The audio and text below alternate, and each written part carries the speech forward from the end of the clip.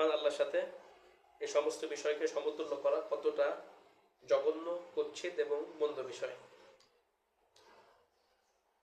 3 নবী, ফেরেশতা, জিন, ওলি, আউলিয়া, পোপ, ফাদার, পুরোহিত, পীর বাবা, খাজা বাবা, দয়াল বাবা, উলঙ্গ ফকির, কবর মাজারস্থ মৃত্যু ব্যক্তি, মূর্তি ও দেবতার কাছে মানুষের লাভ, ক্ষতি, দান ও বাঞ্ছনার ক্ষমতা আছে বলে মনে করা। যে এসব মনে করলো সে এসব বিষয়ে তাদেরকে আল্লাহর সমতুল্য করে ফেলল। 4 যে ব্যক্তি আল্লাহ ছাড়া কাউকে সিজদা করলো সে আল্লাহর সমতুল্য করে ফেলল। 5 যে ব্যক্তি আল্লাহ ছাড়া আর কারো উপর ভরসা করলো সেই ব্যক্তি তাকে আল্লাহর সমতুল্য করল। 6 যে ব্যক্তি সশ্রদ্ধভাবে আল্লাহ ছাড়া কারো নামে শপথ করলো সে তাকে আল্লাহর সমতুল্য বানিয়ে ফেলল। 7 সে ব্যক্তি অহংকার করলো মানুষকে তার প্রশংসা ও তার সামনে বিনয় প্রকাশ করার জন্য।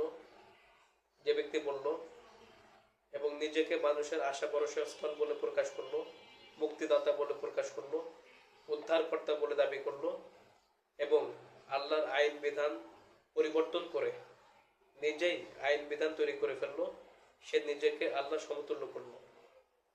যে ব্যক্তি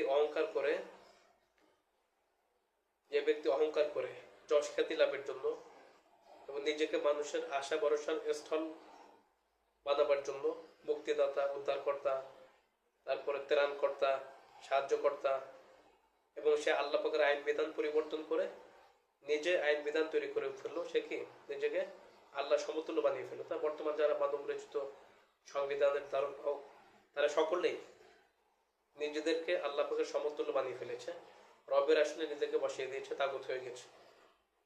8 যে ব্যক্তি নিজেকে শাহানশাহ, রাজাধিরাজ, মালিকুল আমলাক, সুলতানুল সালাতিন, আমিরুল উমারা, আহকামুল হাকিমিন, কাজিউল কোজাত নাম ধারণ করলো সে নিজেকে আল্লাহ সমতুল্য করে ফেললো, কারণ এই সমস্ত গুণ একমাত্র আল্লাহর সাথেই মুনাসিব, অন্য কারোর সাথে মুনাসিব নয়।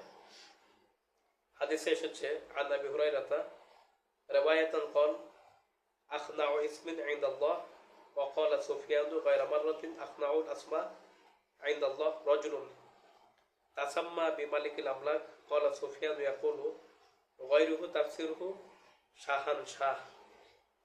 হযরত আবু হুরায়রা থেকে বর্ণিত, তিনি বলেন আল্লাহ তাআলার কাছে সর্বাধিক নিকৃষ্ট নাম হলো সুফিয়ান।